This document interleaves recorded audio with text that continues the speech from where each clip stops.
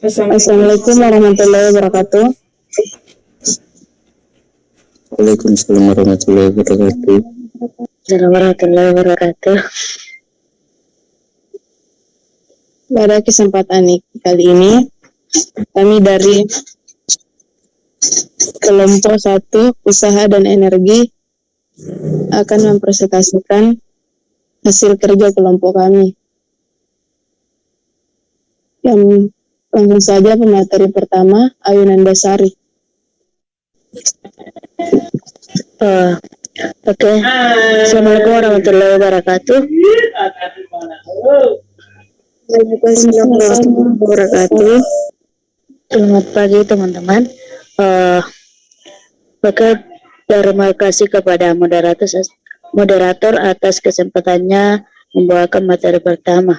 Langsung saja saya akan membacakan materi pertama, yaitu pengertian usaha.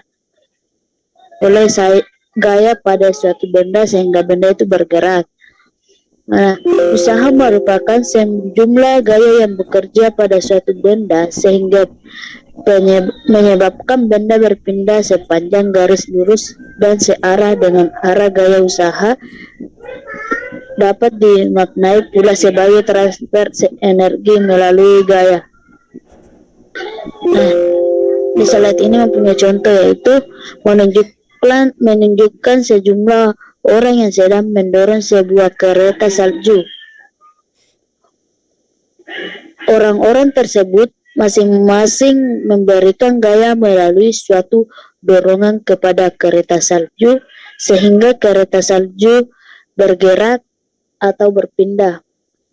Adanya gaya yang bekerja sebuah kereta salju yang menyebabkan kereta salju tersebut berpindah tempat menunjukkan adanya usaha yang telah dilakukan oleh masing-masing orang itu. Langsung ke contoh kedua, yaitu ditunjukkan seorang atlet sedang mengangkat sebuah barbel dalam suatu olimpiade kejuaraan angkat besi. Atlet tersebut mencoba mengangkat barbel yang mula-mula terletak di lantai hingga berada di atas kepalanya. Gaya yang diberikan oleh atlet tersebut pada barbel menyebabkan barbel dapat berpindah atau berubah ketinggiannya. Adanya gaya yang diberikan oleh atlet itu kepada barbel sehingga barbel dapat berpindah menunjukkan adanya usaha yang diberikan oleh atlet tersebut kepada barbel. Next.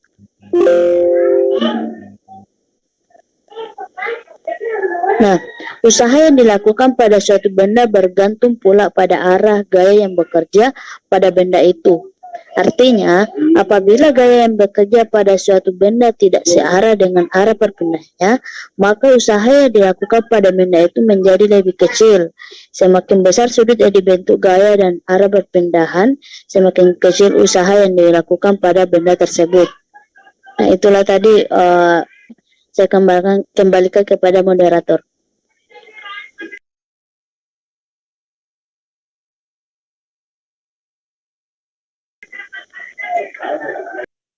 Oke, selanjutnya pemateri kedua kepada Dolandre, dipersilahkan. Baik, terima kasih atas kesempatan yang telah diberikan kepada moderator.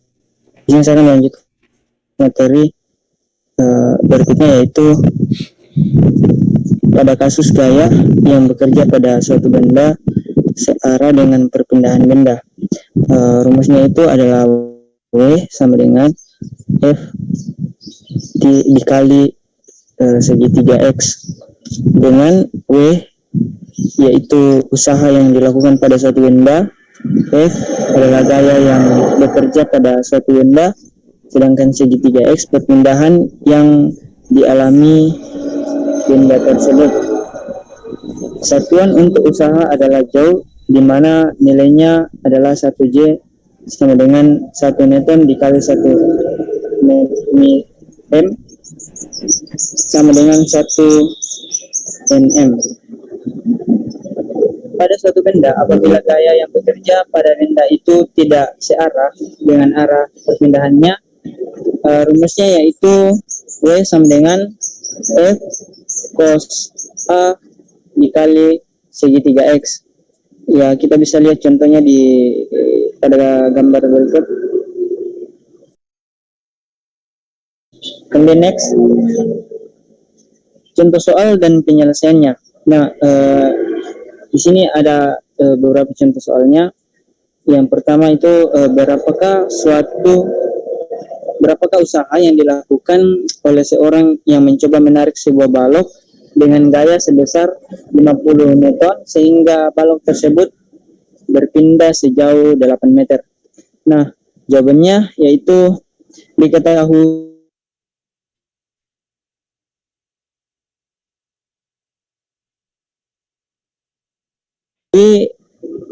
F segitiga tanyakan itu adalah W-nya adalah W sama dengan F dikali segitiga X sama dengan 50 kali 8, jumlahnya yaitu 400 nm atau sama dengan 400 joule. Nah, jawabannya di situ V1 sama dengan V0 dikali A dikali T atau 30 meter per sekon sama dengan 10 meter per sekon ditambah ditambah tadi di atas A dikali 10 sekon. A sama dengan sehingga 2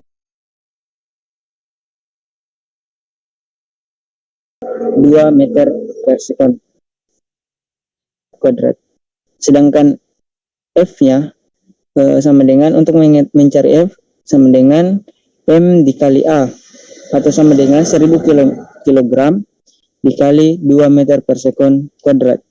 Jadi sehingga dihasilkan 2000 Newton. Kemudian untuk mencari W sama dengan F dikali S, di mana 2000 Newton dikali 20 M hingga dihasilkan 400.000 Joule atau sama dengan 4 dikali 10 pangkat 5 Joule. Nah, X-nya sama dengan X0 ditambah V0 ditambah dikali P ditambah 1/2 A per AT kuadrat sehingga dihasilkan sama dengan 0 ditambah 10 dikali 10 ditambah 1/2 dikali 2 dalam kurung 10 sehingga dihasilkan 200 meter. Kemudian next,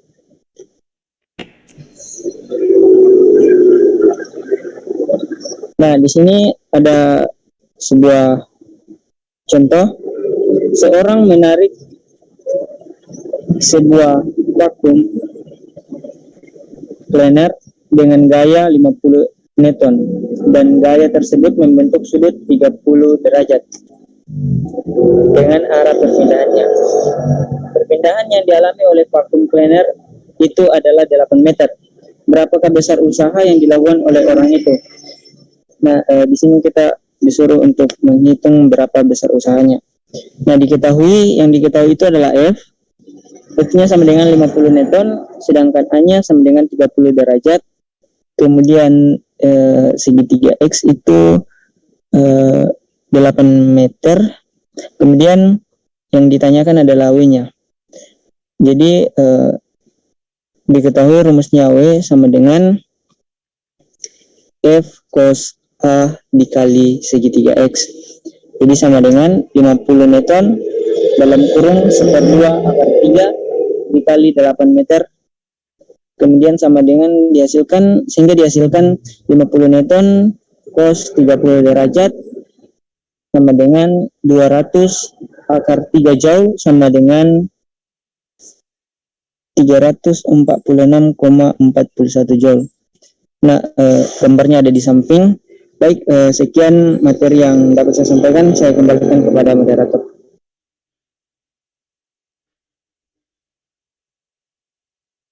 Oke, kita selanjutnya pemateri ketiga. Baik, terima kasih atas kesempatan yang diberikan oleh Donandre. Selanjutnya kita masuk ke pemateri ketiga, yaitu Rizal Pradana. Rizal Pradana, dipersilahkan. Saya lanjutkan materi sebelumnya, yaitu pengertian energi.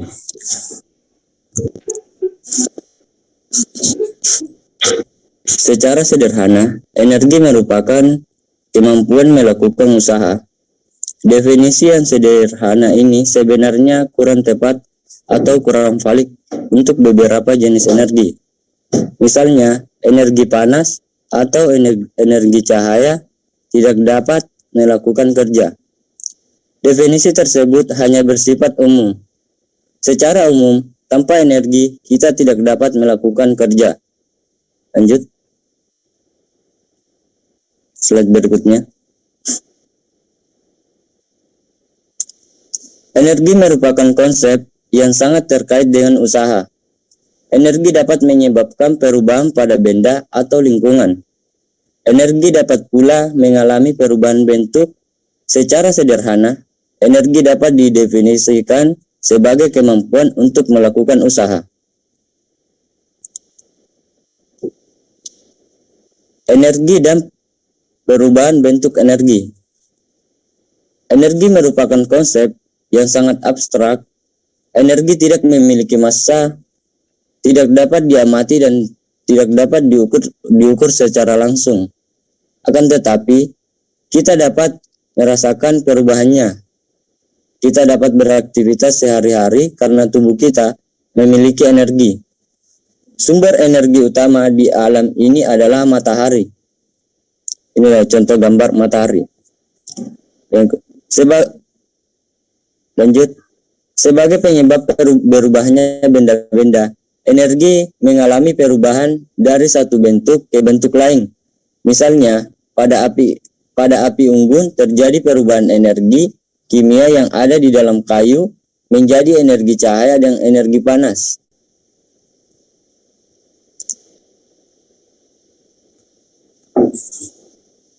Lanjut, bentuk-bentuk energi.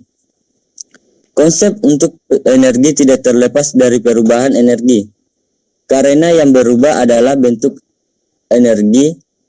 Contoh peristiwa yang lain yaitu jika seseorang meletakkan bola di tempat yang lebih tinggi, kemudian bola tersebut menggelinding ke bawah. Pada saat bola berada di tempat yang tinggi dan diam, ia memiliki energi potensial, dan ketika bola bergerak, energi potensial berubah menjadi energi kinetik. Sekian, lanjut diberikan kepada moderator.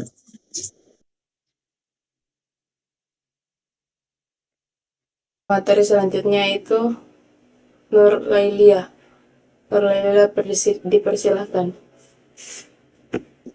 Baik, bismillahirrahmanirrahim. Assalamualaikum warahmatullahi wabarakatuh. Terima kasih kepada moderator atas kesempatan yang diberikan. Langsung saja, bagian selanjutnya yaitu sumber energi. Sumber energi adalah sesuatu yang menghasilkan energi yang dapat digunakan untuk tujuan tertentu. Pada pemakaian baterai, perubahan energi yang terjadi adalah energi kimia menjadi energi listrik.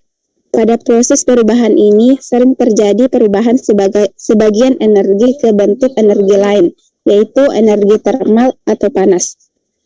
Makanan yang kita makan merupakan salah satu sumber energi kimia yang jika mengalami proses tertentu akan berubah sehingga kita dapat bekerja.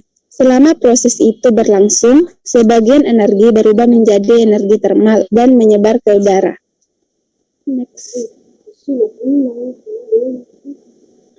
Untuk mengetahui lebih jelas konsep yang berkaitan dengan energi, marilah kita ikuti kegiatan percobaan berikut.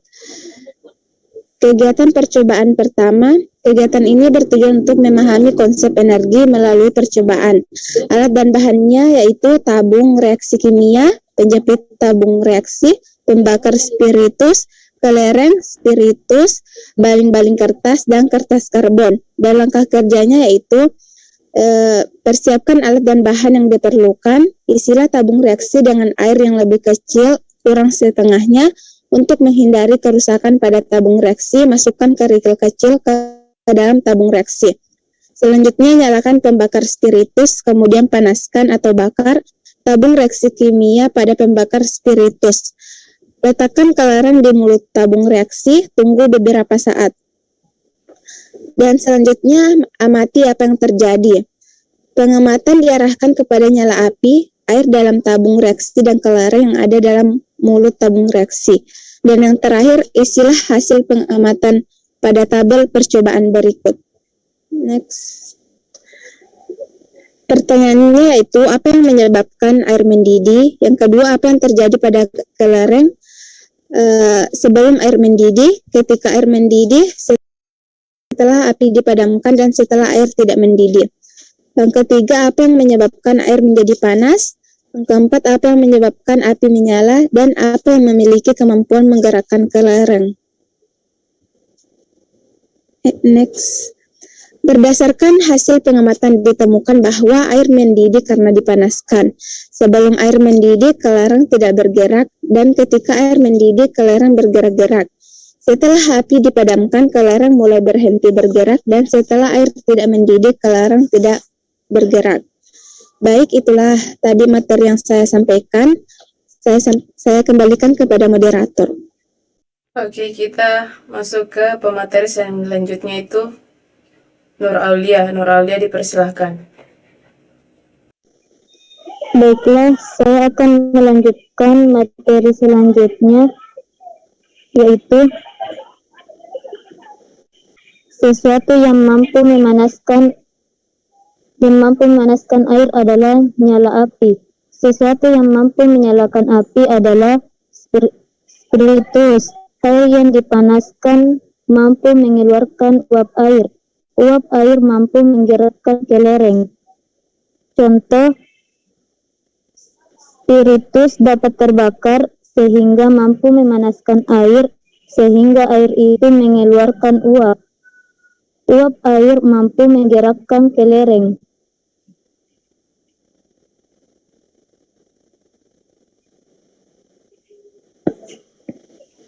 Gerakan udara yang keluar dari mulut memutar baling-baling plastik. Energi angin menyebabkan baling-baling bergerak. Seperti pada contoh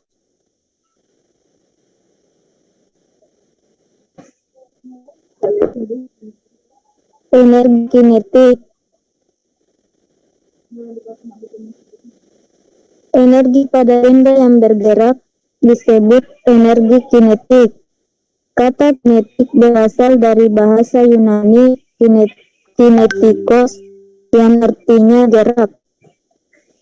Ketika benda bergerak, benda memiliki kecepatan. Dengan demikian, kita dapat menyimpulkan bahwa energi kinetik merupakan energi yang memiliki benda karena gerakan atau kecepatannya. Persamaan ini menjelaskan usaha total yang dikerjakan pada benda, karena W sama dengan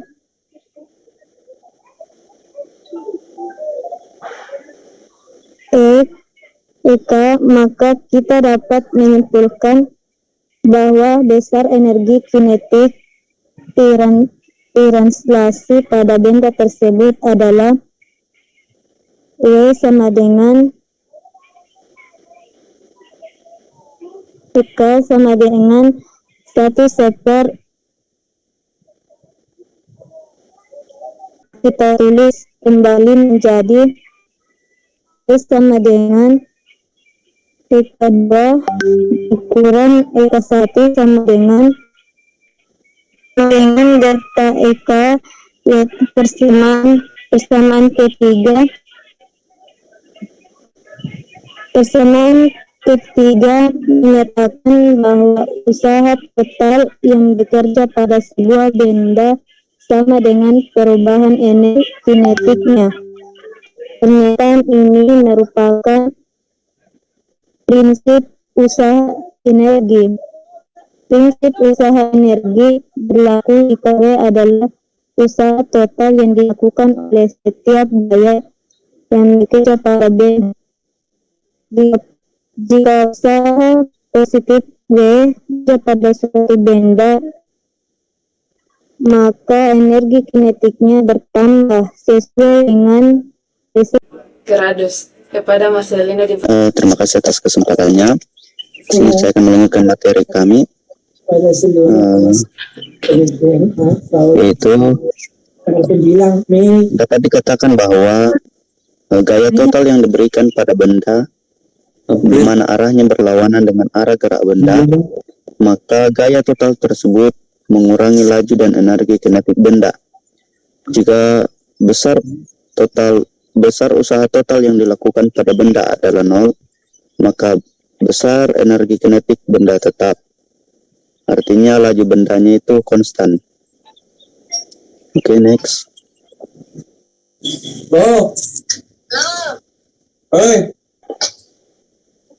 Energi potensial. Istilah potensial berasal dari kata potensi yang dapat diartikan sebagai kemampuan yang tersimpan. Secara umum, energi potensial diartikan sebagai energi yang tersimpan dalam sebuah benda atau dalam suatu keadaan tertentu. Dalam pengertian yang lebih sempit, yakni dalam kajian mekanika, energi potensial adalah energi yang dimiliki benda karena kedudukan atau keadaan benda tersebut. Next.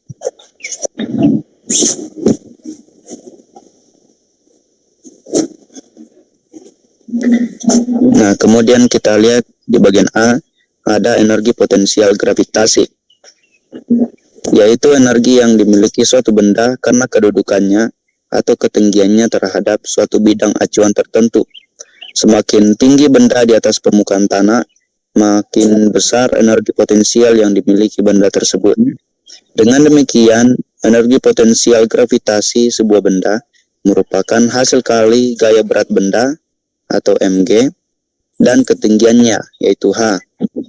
Nah, sehingga kita bisa dapatkan rumusnya, yaitu EP sama dengan mgh. Oke, next.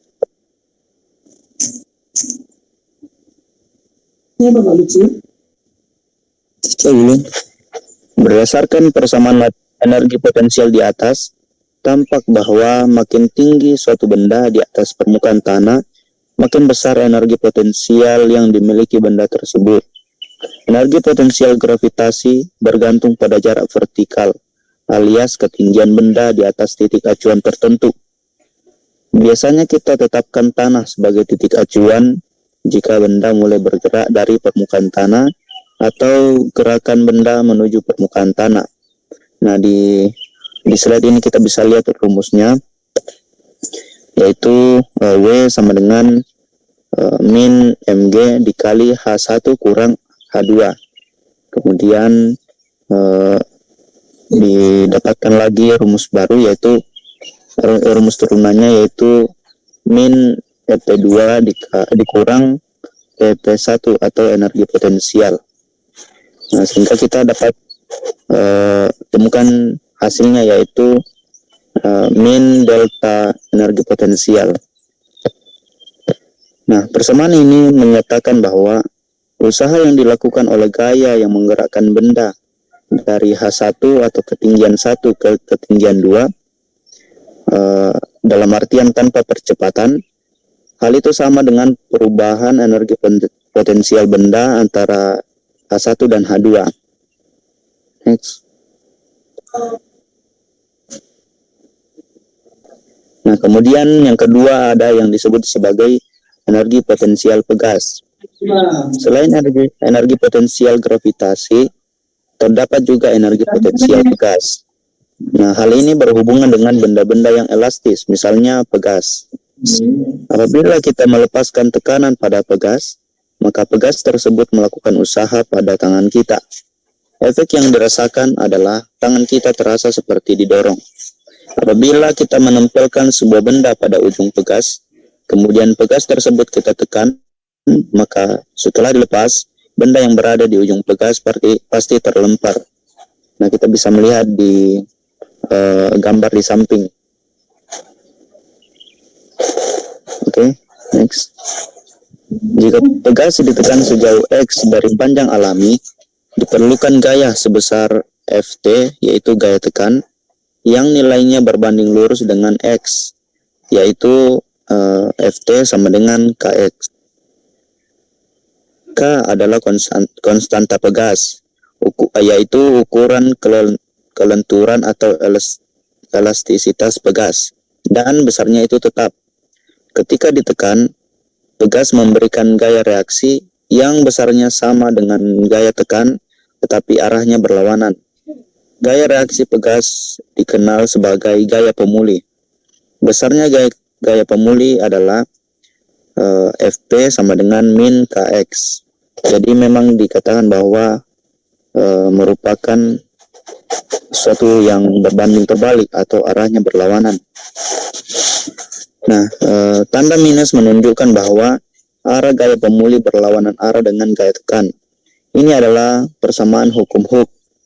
Persamaan ini berlaku apabila tegas yang ditekan sampai melewati batas elastisitasnya, yaitu X tidak sangat besar. Lanjut.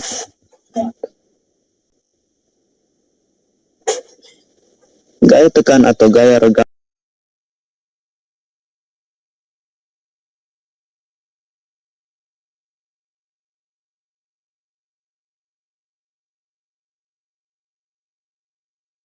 selalu berubah dari F0 ketika X sama dengan 0 sampai Fkx, yaitu ketika pegas tertekan atau teregang sejauh X. Besar gaya rata-rata adalah, nah di sini kita bisa lihat F sama dengan 1/2 dikali 0 plus Kx sama dengan 1/2 Kx. X merupakan jarak total pegas yang teregang atau pegas yang tertekan. Usaha yang dilakukan yaitu kita bisa lihat rumusnya, Ftx sama dengan 1/2 Kx dikali X, sehingga didapatkan setengah Kx kuadrat. Jadi persamaan energi potensial elastis yaitu energi potensial pegas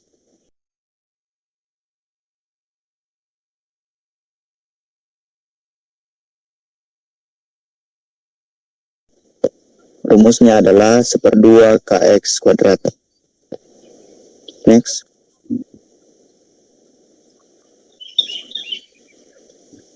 Yang ketiga yaitu hukum kekekalan energi mekanik. Kita telah mengenal kekekalan energi melalui contoh berikut. Kita memiliki energi karena kita makan, yang disebut dengan energi kimia. Dari mana asal energi kimia bahan makanan yang kita makan? Ternyata asalnya dari matahari. Atau kita bisa lihat contohnya, energi mekanik sama dengan energi mekanik AK, atau energi kimia itu, nah kemudian energi matahari juga. Yang kedua, energi mekanik EM maksud saya sama dengan EP plus EK. Nah, persamaan 1 dan 2 dikenal dengan hukum kekekalan energi mekanik. Bunyinya seperti ini. Jika pada suatu sistem hanya bekerja gaya-gaya dalam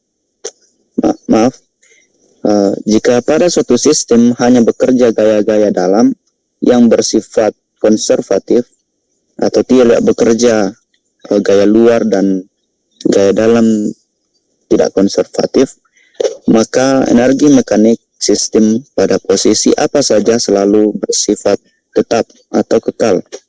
Artinya, energi mekanik sistem pada posisi akhir sama dengan energi mekanik sistem pada posisi awal. Ya, sekian dari saya dan saya serahkan kembali ke moderator.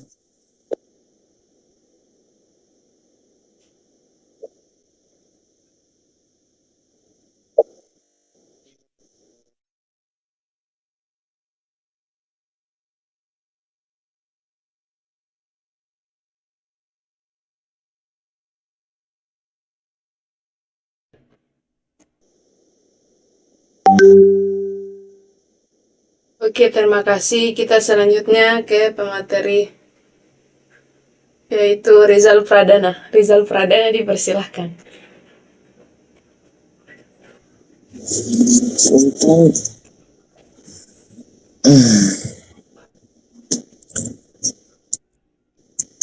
Gaya konservatif dan gaya tak konservatif.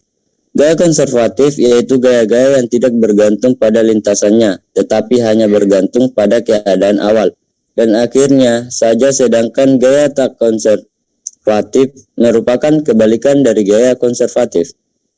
Perhatikan gaya gravitasi konstan F cons sama dengan mg gaya gravitasi Newton. Telah kita ketahui bahwa gaya gesekan angin pada penerjun bergantung pada kecepatan penerjun. Makin cepat penerjun jatuh,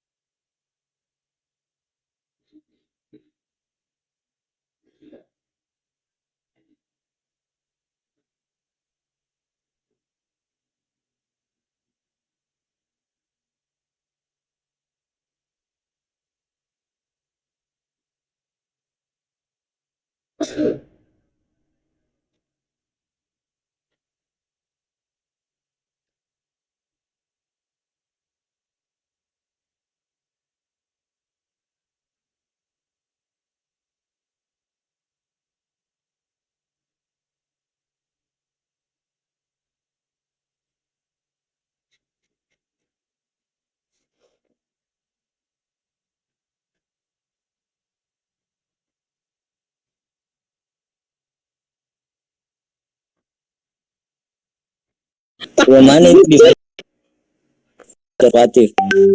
Gaya gesekan pada lintasannya. Satuan daya. Iya, ulangi. Gaya konservatif dan gaya tak konservatif. Gaya konservatif yaitu gaya-gaya yang tidak bergantung pada lintasannya, tetapi hanya bergantung pada keadaan awal dan akhirnya saja, sedangkan gaya tak konservatif merupakan kebalikan dari gaya konservatif. Perhatikan gaya gravitasi konstan F cons gaya gravitasi Newton. Telah kita ketahui bahwa gaya gesekan angin pada penerjun bergantung pada kecepatan penerjun. Makin cepat penerjun jatuh, makin besar juga gaya gesekan angin yang bekerja pada benda, karena gaya gesekan angin bergantung pada kecepatan. Maka jelas gaya gesekan angin termasuk gaya tak konservatif. Gaya gesekan air untuk benda bergerak pada permukaan air juga bergantung pada kelajuan benda. Karena itu, gaya gesekan air juga termasuk gaya tak konservatif.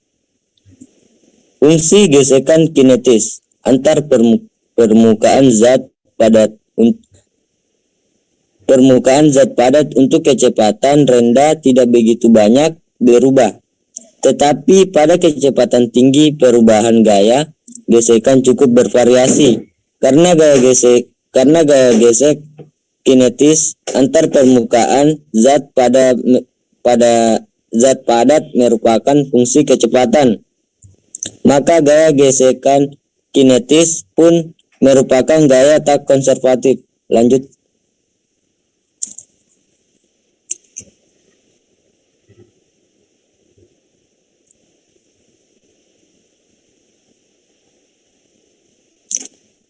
Daya. Dalam ilmu fisika, daya diartikan sebagai laju usaha dilakukan atau perbandingan antara besar usaha dengan selang waktu. Dalam kaitan dengan energi, daya diartikan sebagai laju perubahan energi, sedangkan daya rata-rata didefinisikan sebagai perbandingan usaha total yang dilakukan dengan selang waktu total yang dibutuhkan untuk melakukan usaha. Secara matematis, hubungan antara daya, usaha, dan waktu dirumuskan sebagai berikut. Daya rata dikurang rata sama dengan usaha total per waktu total sama dengan perubahan energi per waktu total. P sama dengan W per T. Berdasarkan persamaan ini, dapat disimpulkan bahwa semakin besar laju usaha, semakin besar daya. Sebaliknya, Semakin kecil laju usaha, maka semakin kecil laju daya. Yang dimaksudkan dengan laju usaha adalah seberapa cepat sebuah usaha dilakukan. Lanjut slide selanjutnya. Satuan daya. Daya merupakan besaran skalar. Besaran yang hanya mempunyai nilai atau besar, tidak mempunyai arti. Daya dalam sistem internasional adalah joule atau per detik. Joule per detik juga bisa disebut watt atau disingkat W untuk menghargai James Watt. Slide selanjutnya. Mungkin sampai di situ saja.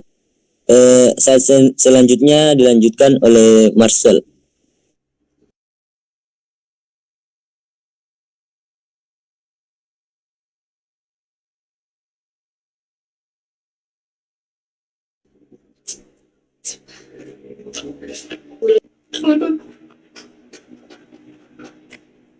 Oke,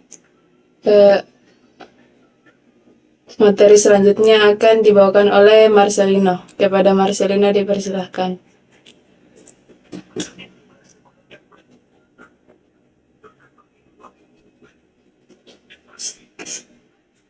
Saudara Marcel.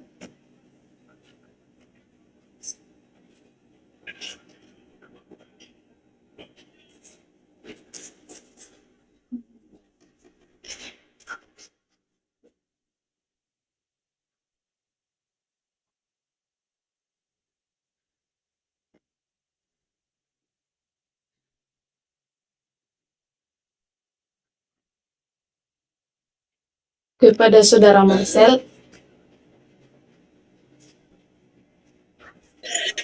Ya, terima kasih atas kesempatannya. Nah, di sini saya akan membahas tentang contoh soalnya.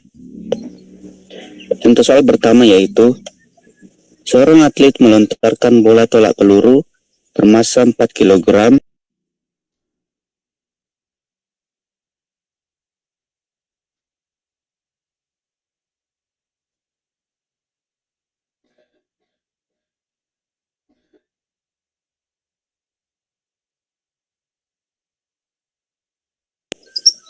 mohon maaf, saya ulangi. Nah, contoh pertama yaitu seorang atlet melontarkan bola tolak peluru bermassa 4 kg, 4,2 kg dengan kecepatan 12 meter per second. Ditanyakan berapakah energi kinetik benda itu dan berapakah usaha yang dilakukan atlet. Nah, di sini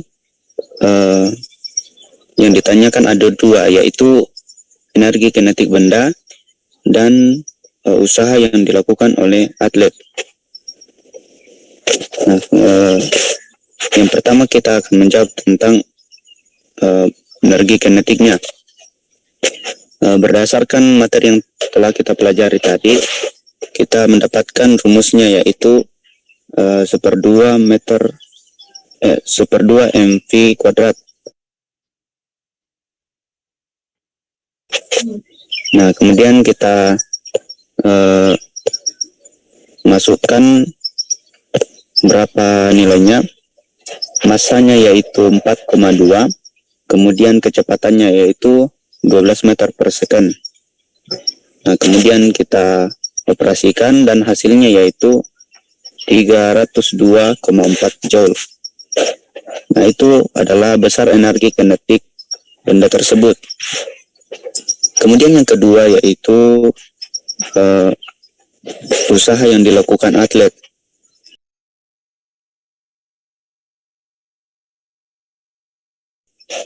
Rumusnya yaitu, maaf, sehingga kita dapatkan nilainya yaitu 300 joule. Nah, kemudian yang kedua yaitu usaha yang dilakukan gaya berat. Nah, usaha yang sama dengan perubahan energi potensial, yaitu rumusnya W sama dengan delta BC. Sehingga kita masukkan nilainya dan didapatkanlah 200 joule. Sebagai tambahan, dalam mekanika dibicarakan dua bentuk energi, yaitu energi kinetik dan potensial. Energi kinetik yaitu energi yang dimiliki oleh benda yang bergerak atau yang memiliki kecepatan. Sedangkan energi potensial yaitu energi yang dimiliki benda karena posisi atau kedudukannya. Di dalam mekanika ada dua jenis energi potensial, yaitu potensial gravitasi dan potensial pegas, seperti yang dijelaskan tadi. Nah, sekian penjelasan dari saya dan saya kembalikan ke moderator.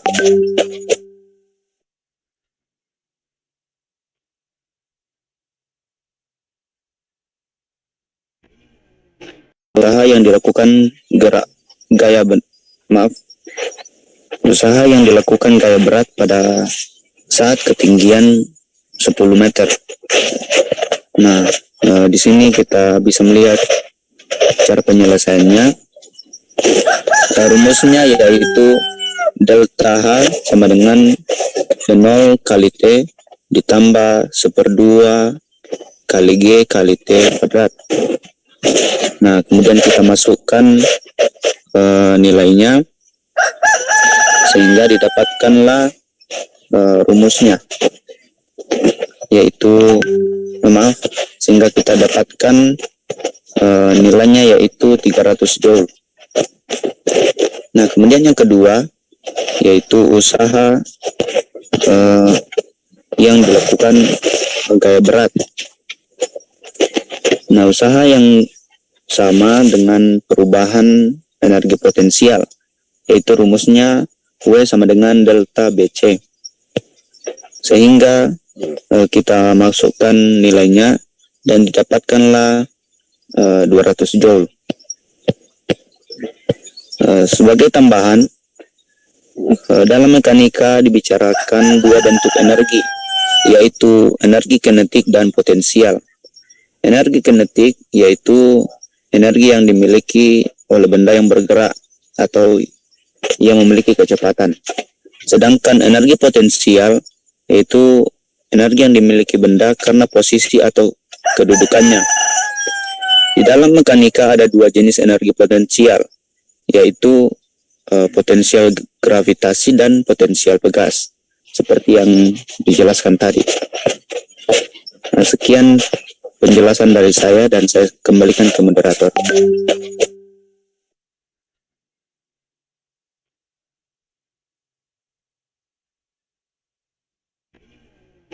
Oke, itulah tadi pemaparan materi dari kelompok kami, yaitu usaha dan energi.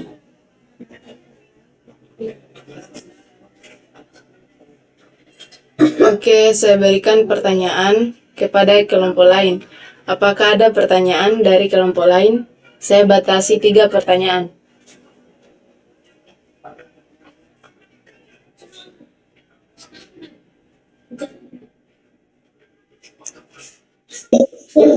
Baik, Assalamualaikum warahmatullahi wabarakatuh. Perkenalkan, nama saya Paras Sri Nurhayati, kemudian dari kelompok 3. Pertanyaan saya itu,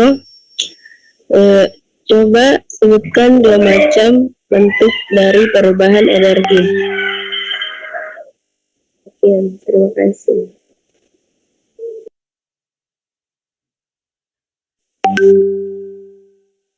Oke, 2 kesempatan lagi. Apakah ada pertanyaan dari kelompok lain?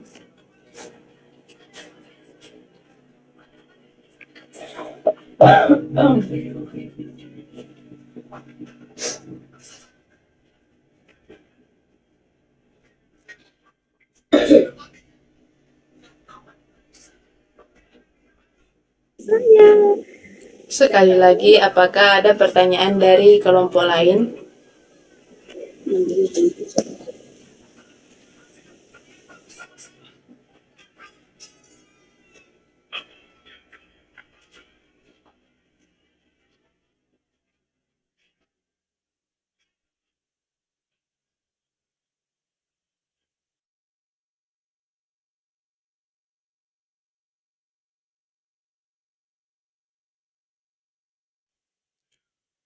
Oke, apabila tidak ada pertanyaan lagi, pertanyaan dari para Sri Nurhayati akan dijawab oleh Saudari Rusmiani. Kepada Saudari Rusmiani dipersilahkan.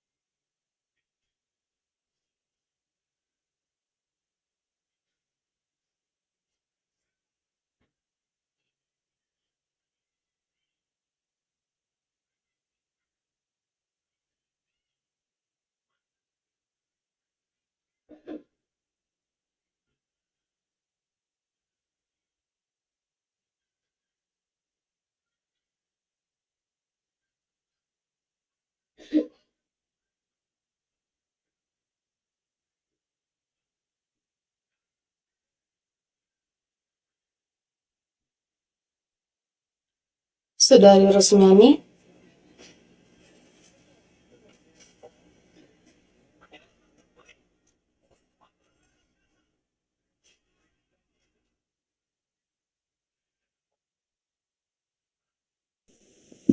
Baik, Assalamualaikum warahmatullahi wabarakatuh.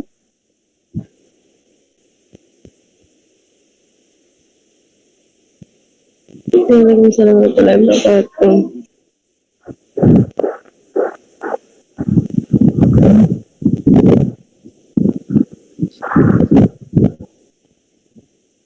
Saya akan menjawab pertanyaan dari Faras Sri Nurhayati. Adapun penjelasan mengenai perubahan bentuk energi adalah sebagai berikut. Energi listrik menjadi energi panas, energi listrik menjadi energi kimia, energi listrik menjadi energi gerak, energi listrik menjadi energi cahaya, energi listrik menjadi energi gerak menjadi energi panas. Terima kasih. Itulah tadi pemaparan jawaban kami dari kelompok kami. Apakah dari Saudari Faras Sri Nurhayati mengerti dari penjelasan dari kelompok kami? Tidak mengerti.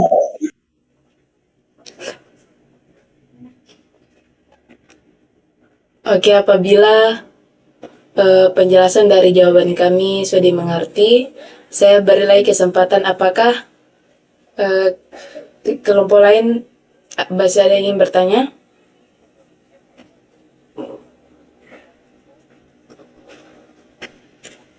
Oke, kalau tidak ada lagi, mungkin ini merupakan presentasi dari kelompok kami, yaitu usaha dan energi. Oke, saya tutup. Terima kasih atas kesempatannya. Dari teman-teman yang hadir pada room Zoom ini. Wabillahi taufiq wal hidayah. Wassalamualaikum warahmatullahi wabarakatuh.